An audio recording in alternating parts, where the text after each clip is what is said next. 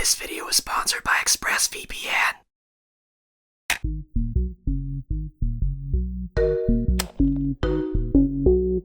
Yeah, I know, I'm late to the party on this one, but I really had to work up the courage to finally check out how Warner Brothers handled the return to my ultimate childhood nostalgia.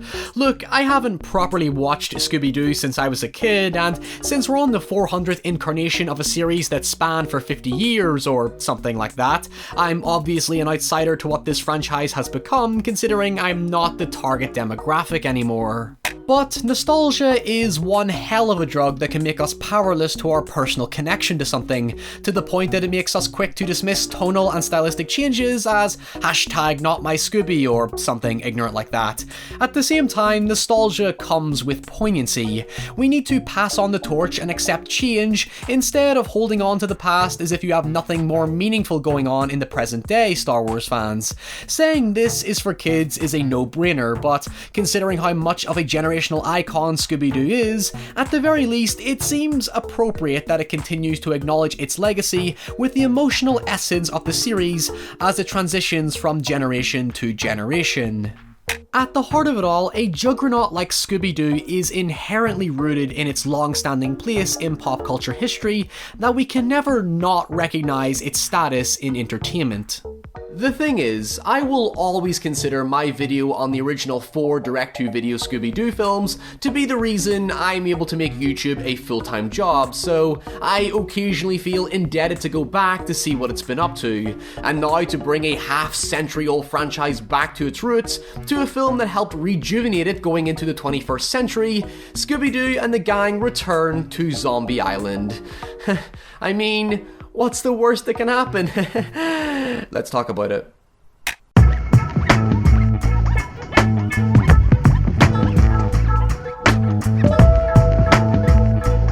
1998's Scooby-Doo on Zombie Island represented a drastic change in the franchise's long-winded history. After the conclusion of the show's 8th incarnation, a pup named Scooby-Doo, in 1990, the franchise went into hiatus following decades of growing repetition and inconsistent production quality that was typical of Hanna-Barbera's cheap-as-cheese high turnover to meet the demands of the fast-changing animation industry.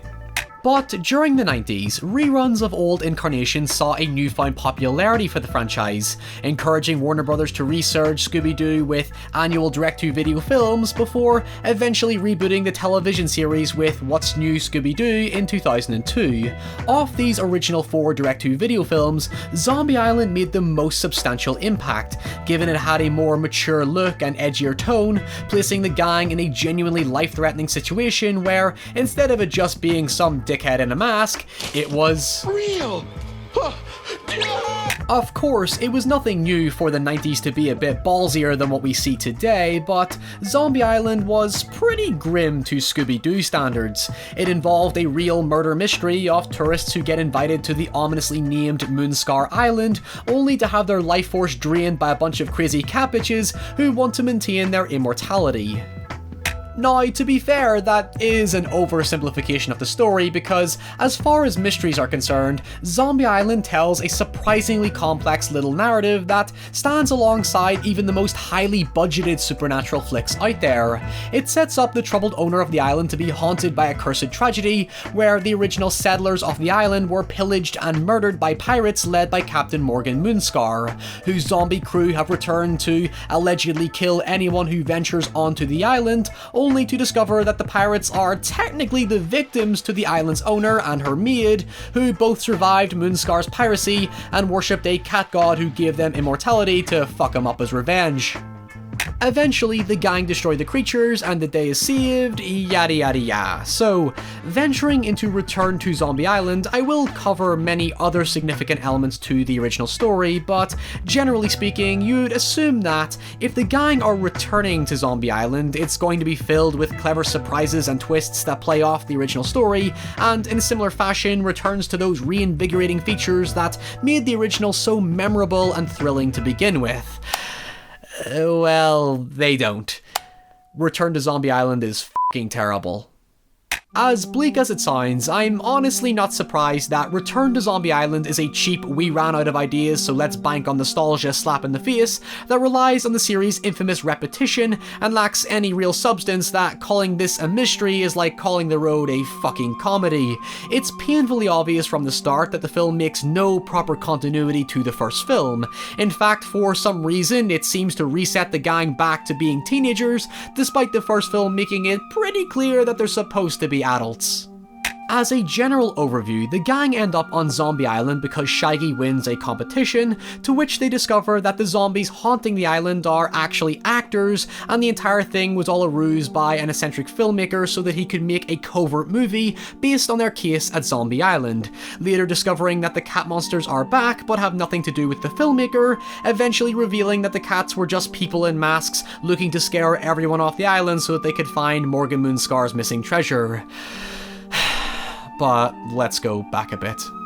Initially, the setup to the story isn't all that bad actually. Putting aside the de-aging of the characters, it starts with the obligatory day in the life of the gang, followed by a pretty fun montage where the gang wash the mystery machine and proceed to just mow down several villains, showing how effortless their job has become, with this cool little dynamic twist where it's the villains who are running from the gang instead of it being the other way around. It more or less plays off the premise of the first film where solving mysteries isn't really anything surprising to them anymore, but the setup is severely shallow in comparison. In Zombie Island, the gang outgrow their work and separate into adult life, only to realise that they were at their happiest and most fulfilled when they were working together, bringing a sort of nostalgic impact to the experience, especially for older fans who grew up with the characters. There's a relatively deep character drama set up in Zombie Island that provides a tangible motive to make the story feel fresh and distinct from the series, on top of giving it a more enriched filmic quality. That being that they want to find a real supernatural event to rejuvenate them back into solving mysteries. Like I said in my original Scooby-Doo video, challenging their skepticism was the major step to making the escalating danger and mystery more compelling as the characters start to realise that they are humanly fallible, not just invincible cartoon characters. Return to Zombie Island is basically just showing how good and faultless the gang are, to the point that the local sheriff asks them to stop so that the real cops can do the work. It makes for a good premise to see the gang realise that it's just too easy and they need a real proper mystery and danger to challenge them, invoking memories of Zombie Island. Except that's not what the film proceeds to give them. Instead, it's supposed to be more of a vacation movie, where Scooby and Shaggy have the gang promise they'll not try to solve any mysteries, much to Velma's hilariously unstable dismay.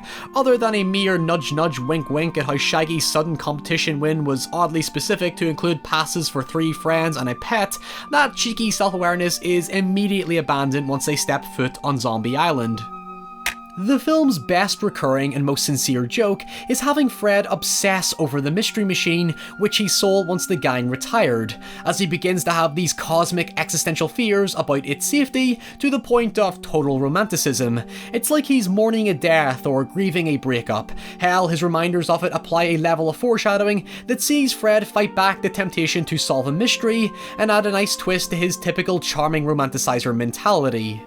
Velma and Daphne also desperately try to dismiss very obvious signals that something isn't right, and while it does add a bit of tension where their attempt to ignore problems just make things worse, things just never get any worse, or at least they don't even get to a fragment as drastic as they did in Zombie Island. But before we go any further, the scariest part of this video isn't the evil of Zombie Island, but instead, it's the evil of the online world. That's why this video is sponsored by ExpressVPN. If you want to ensure that extra online safety and security, a virtual private network masks your IP address and encrypts your data so it prevents anyone from tracking you when you're shopping or handling personal information you don't want anyone to see or steal. It's really about giving yourself peace of mind if you feel a website is risky or just not safe in general, but if you want a more distinct application, in the case of myself, I love using it to get access to Netflix and Shudder in other countries because the UK selection for both services is genuinely awful in comparison, and that even goes for trying to access YouTube videos that are unavailable in my country for some reason. It's as simple as just downloading the app for your phone, browser, tablet, or even games console, selecting a cheeky wee country of your choosing, click connect, and there you have it, you're safe to traverse the online world.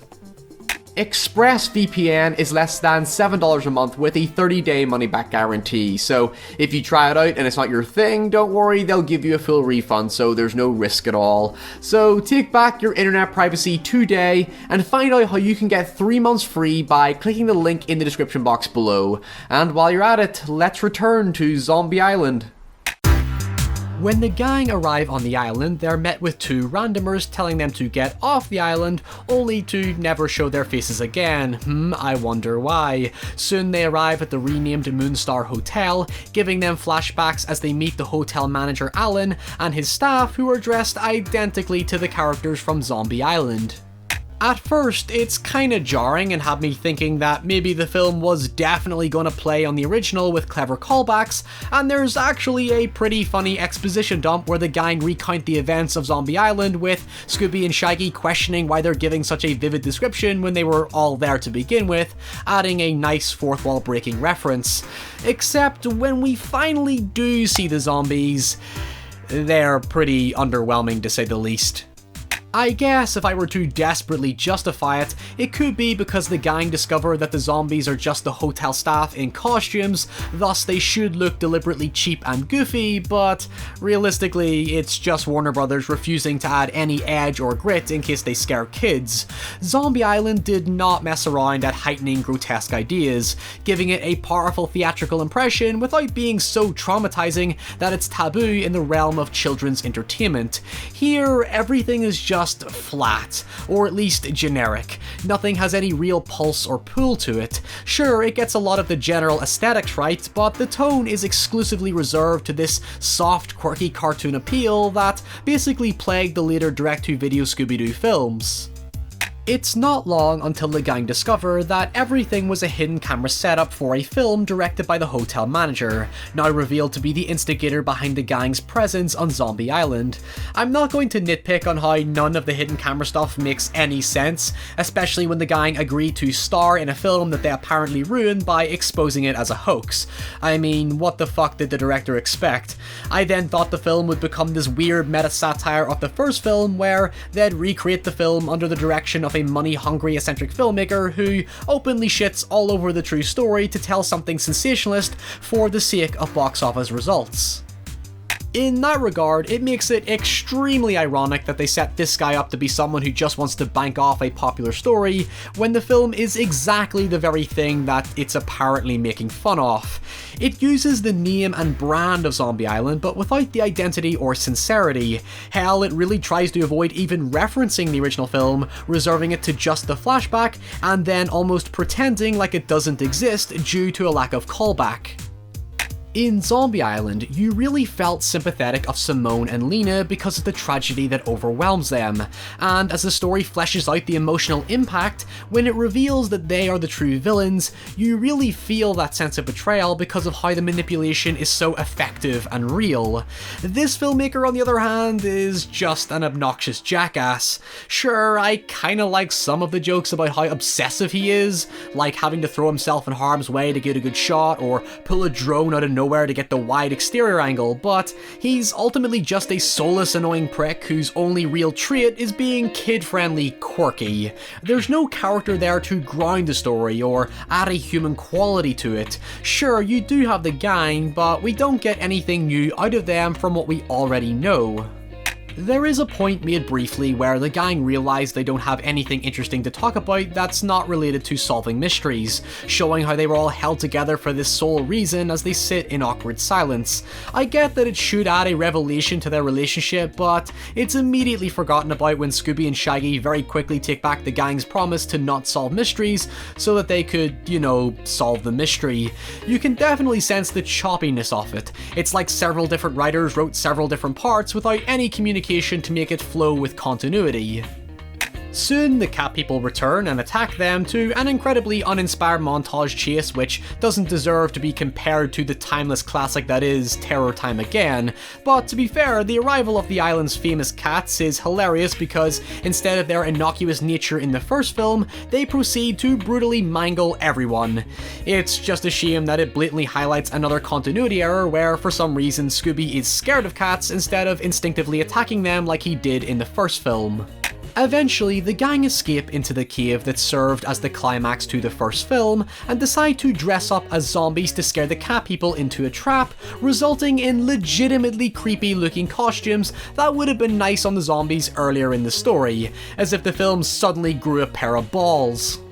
It turns out the cat people were just the ferry driver and two randomers from the gang's arrival on the island, looking to use Simone's magical necklace to uncover Moonscar's treasure, to which the filmmaker takes it all for himself and retires while throwing his artistic vision to the curb, almost as a sort of symbolic gesture to Warner Brothers' handling of the movie. Now, before I finish, the film does have an actual supernatural element in the form of a real cat monster stalking the gang throughout the film that alludes to a connection to the original. But how does the film handle it? It doesn't. It literally ignores it and chops it down to just being some ambiguous mystery that the gang will never solve, reinforcing this idea that the gang will always have something to be up to. But in that case, why then f***ing bother? I can't put it any more bluntly. Scooby-Doo Return to Zombie Island is a shamelessly lazy attempt to fill the annual movie quota without even attempting to add any resemblance of connection to the original film, other than Moonscar's missing treasure, which I don't even think is acknowledged in the original film. You can definitely see how much of a blatant missed opportunity it is to really indulge on pure nostalgia. I wasn't expecting anything game-changing or special, but to make it such an evident attempt to cash in on an iconic part of the franchise's history, to lack any narrative callback is painfully disingenuous, especially when you know full-heartedly that a whole lot of people are going to watch this to relive their childhood again. In fact, the film could have simply pulled the whole "oh, Simone and Lena are still alive" gimmick and I would have bought it. If it was going to be this shameless, it might as well just pander to the original fan base while introducing a modern younger generation into the spirit that made the series so special. But to be honest, at the end of the day, I was left just wanting to know one thing. Did Snakebite Scrubs ever catch that fucking fish? Hey everyone, thank you so much for watching, and thank you to those that hung around for another Scooby-Doo video. This was quite a poignant video to make because I realized that, I've been doing YouTube full-time for about 2 years now on autopilot, so I realized it's consumed so much of my life over the last while, and going back to that original direct-to-video Scooby-Doo video that I made just really brought back why I love doing this, and it just made me sort of shed a tear for how grateful I am that people hung around and people are still here and supporting this channel and supporting what I do here for as long as I have. I am extremely grateful, and hopefully I'll continue it going into 2020. Until next time, if you enjoyed this video and you want to support me at all, you can head over to Patreon and support the show there, or you can go over to my Twitter and my Instagram and follow me there, or just leave a comment below. That's always the best thing you can do, actually. Leave a comment. I want to know your thoughts on Scooby-Doo in the comments below. And until next time, stay very, very safe, and I'll see you all very soon. Bye.